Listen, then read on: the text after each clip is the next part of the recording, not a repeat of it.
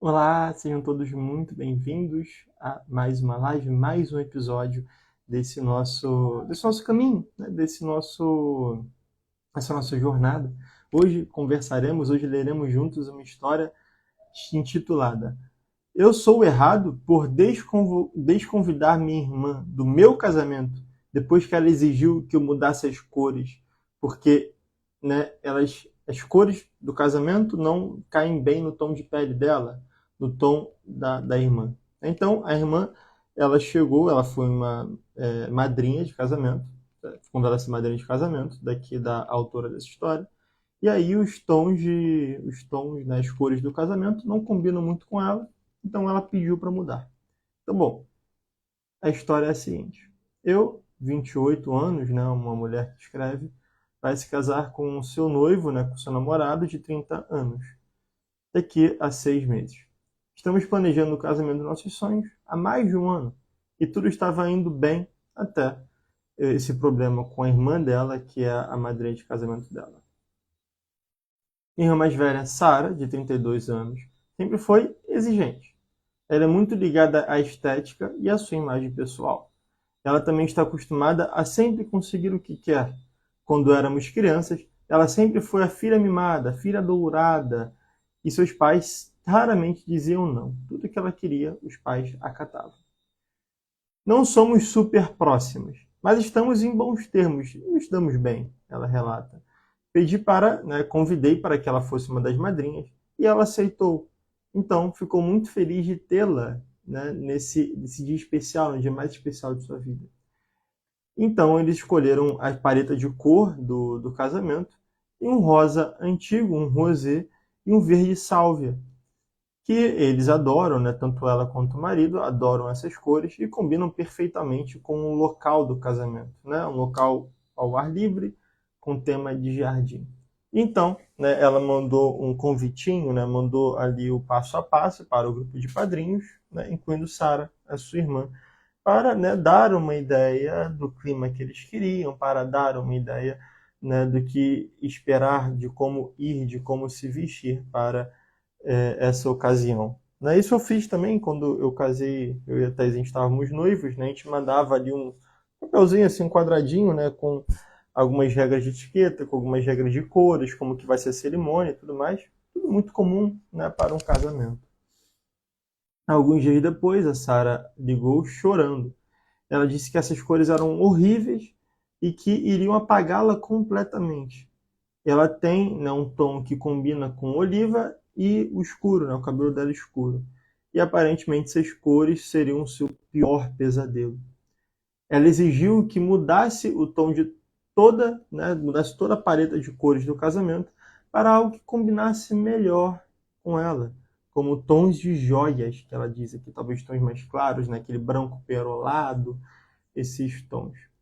E ela ficou chocada, não fiquei chocada, a autora relata.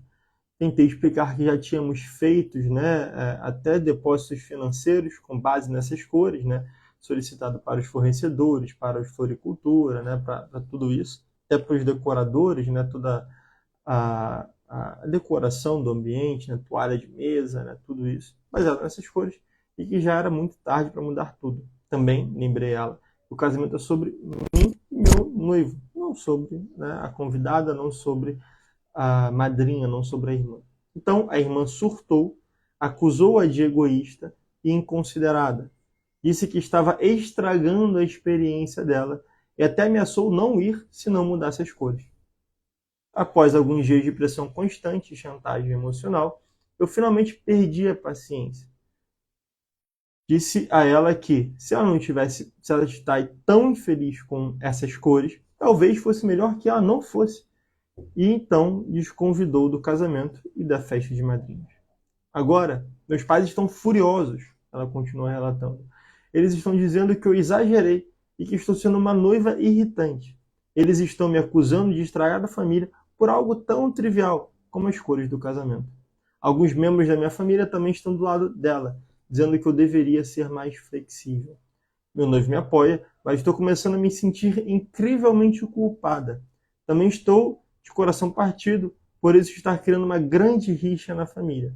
Talvez eu devesse ter tentado né, mudar algumas coisas para fazer minha irmã feliz, mesmo que isso significasse mudar a minha visão, mudar o meu gosto. Então, eu sou errada por desconvidar a minha irmã do meu casamento, porque ela exigiu que eu mudasse a paleta de cores para combinar com ela? Né? O que vocês acham? Escreva aqui embaixo. Escreva aqui embaixo a sua opinião nessa história. Se ela está errada, se é errada é a irmã, né? Quem que está errado nessa história? Por favor, me conte aqui a sua opinião. Né? Mas uma coisa muito interessante, né? Eu escolhi essa história por um fator só. A filha mimada.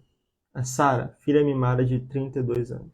Né? Não fala se existem outras irmãs, mas a princípio a Sara é primogênita. Ela é a filha mais nova e até um pouco incomum, né? Geralmente as filhas mais novas são mais mimados do que os filhos mais velhos, né? Sobretudo aquele filho do meio. Mas aqui não, aqui, né, ela traz maneira que ela é a mais nova e a irmã mais velha que é a irmã mimada, que é a irmã dourada, filha dourada, né, dos pais dela, e que foi criada de forma mimada. Isso é uma grande reflexão para nós, pessoalmente, se nós fomos mimados, se nós somos pessoas mimadas, ou se nós também, caso, né, de quem seja pai, de quem tenha filho, cria o seu filho de uma maneira, né, cria seu filho para ser mimadinho, só pessoa mimada. É essa que é a consequência. Né? Essa que é a consequência. Se nós somos essas pessoas mimadas e devemos fazer uma autorreflexão, uma autocrítica muito sincera para sabermos se nós somos os mimados, né? Se nossos pais nos mimaram, porque essa que é a consequência. Isso que acontece com alguém mimado. Essa é a vida de alguém que foi mimado na infância, foi mimado na adolescência. Alguém que chega em idade mais avançada e simplesmente não aceita receber não. Simplesmente não aceita receber contrariedade. Simplesmente não aceita receber nãos, de modo geral. Tudo tem que ser feito do meu jeito. Por quê? Porque eu aprendi assim. E meus pais me fizeram assim. Porque eu sempre fui assim. Porque eu sempre tive as coisas que eu queria. Tudo tem que ser do meu jeito. E então, né, uma criança mimada começa a escravizar os pais. Essa criança mimada cresce, se desenvolve, vira adulta e começa não só a escravizar os pais, como quer escravizar o irmão, como quer escravizar o patrão, como quer escravizar os subordinados, como quer escravizar os amigos, como quer escravizar os colegas, como quer escravizar todo mundo ao seu redor. Essa que é a consequência de uma criança mimada. Essa que será a consequência em nossas vidas se formos pessoas mimadas. Essa que é a grande consequência, não outra, não outra. Nós vamos escravizar ou seremos escravizados por essas pessoas mimadas. Então, até se você tem pessoas próximas de você assim, aconselharia afastamento. Na medida do possível, se afastar dessas pessoas, porque elas acham que são o centro do universo. Elas acham que são o Sol em cujos os planetas giram ao entorno. Né? Acham que são as estrelas que têm ali os planetas girando em torno dela. E você é a Lua, e você é um outro planeta ali que está sempre na órbita dela a fazer as suas vontades. Né? Então, essa que é a relação com a pessoa mimada. Essa que é a relação com a pessoa mimada. Não sejamos pessoas mimadas, não busquemos nos relacionar com pessoas mimadas e muito menos criemos nossos filhos como pessoas mimadas. Aqui eu escolhi abordar por essa lógica, por essa linha, porque são respostas óbvias, né? Como a maioria das histórias aqui são respostas óbvias. Né? Eu sou a errada por desconvidar a minha irmã do meu casamento depois que ela exigiu que eu mudasse a paleta de cores porque a atual não vai bem com ela, não combina com ela? Claro que não é errada, claro que ela é a sua irmã que é errada aqui, a sua irmã que é a babaca aqui, que é a idiota aqui, sua irmã que é assim, não é você. Ah, poxa, desconvidar não seria talvez uma reação desmedida? Seria, concordo. Não da maneira como as coisas evoluíram aqui. Né? A maneira como as coisas evoluíram nesse relato foi muito bem feito, inclusive. Porque a irmã que estava se sentindo ali ofendida por essas cores, por algo tão idiota como as paletas de cor, ameaçou. Se você não mudar, eu não irei. Beleza, então não venha. Pronto, está desconvidada. Não vai ser mais você. Você não vai ser mais minha padrinha. Ah, mas aí esse rapaz aí que ia entrar comigo, ou ele não entra mais, né? Conta a história, fala que não vai ter par para ele entrar, ou arranja uma outra, coloca uma outra no lugar, convida uma amiga, coloca outra pessoa no lugar dessa madrinha. Simples, simples. Né? Ela é quem saiu, ela é quem ameaçou. Se não mudar a paleta de cores, eu não vou. Então, beleza, não vá. Não venha. Por favor, não venha. Me fará o favor não vindo. Né? Então, só fechar aqui. Tem os cachorros aqui, né, no condomínio que são insuportáveis. Lá tem muito. Então, é isso assim, né? Se ela ameaçou não ir por causa disso, então bem, não venha. Melhor que não venha, preferia que não venha. Também agiria da mesma forma como ela agiu aqui, desconvidaria. É uma resposta óbvia, né? Mas de um assunto que a gente pode expandir muito, essa questão da boa criação. Como criar bem os filhos. Não há muito segredo, não há muito segredo.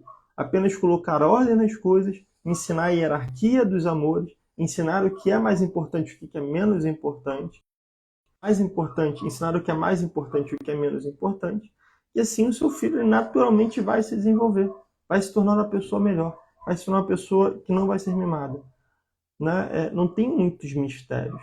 Tudo o que acontece na criação, todas as dúvidas, né, partem a partir desses pontos. Se não criaram alguém mimado, se aprender que as coisas têm ordem, têm hierarquia, têm hora, de que uma sobremesa é para depois e não para antes, né? Que um restaurante especial é para o final de semana, não para uma terça-feira, que o hambúrguer é de um domingo, não de uma segunda. Ensinar essas coisas, né? Ora, não é tranquilo. Criar um filho se torna mais fácil. As dúvidas vêm porque isso não está claro no nosso coração. E uma história dessa é maravilhosa para entendermos e esclarecermos no nosso coração a ordem, a importância e a hierarquia dessas coisas. Né? Então, essa história é importante por esse ponto. Devemos hierarquizar em nosso coração, devemos olhar para dentro de nós mesmos e entendermos se somos mimados, devemos olhar as pessoas ao nosso redor e ver quem, né, busca escravizar os outros ou quem busca servir. E fazer amizade com essas pessoas que têm o princípio do serviço em seus corações, e não o princípio de ser servido. É uma desgraça, é horrível conviver com alguém que busca sempre ser servido e demanda que todos sirvam aquela pessoa. Isso é horrível. Né? Então, essas lições tiramos da história de hoje. Né? Ela não está errada, a irmã dela é uma idiota, e assim segue a vida. Se casem, formem sua família e não convivam, até que exija um perdão, se existe um perdão, até que ela mude também de postura, até que ela mude com essa relação com vocês. Não precisa haver, né? Não precisa haver relação. Então, que não haja. E vocês sigam suas vidas, né? Que eles sigam a vida deles de uma maneira muito tranquila, muito frutificante, que eles se amem e tenham uma família aí numerosa, muito amorosa. Né? Então, é isso. A opinião aqui do chat GPT, né? Vamos lá. É um seu casamento, justo. Né? O seu casamento é sobre você e não sobre a sua irmã. Os pedidos dela foram irracionais, de fato foram. Ela foi manipuladora, a irmã foi. Você tentou uma solução, tentou de fato.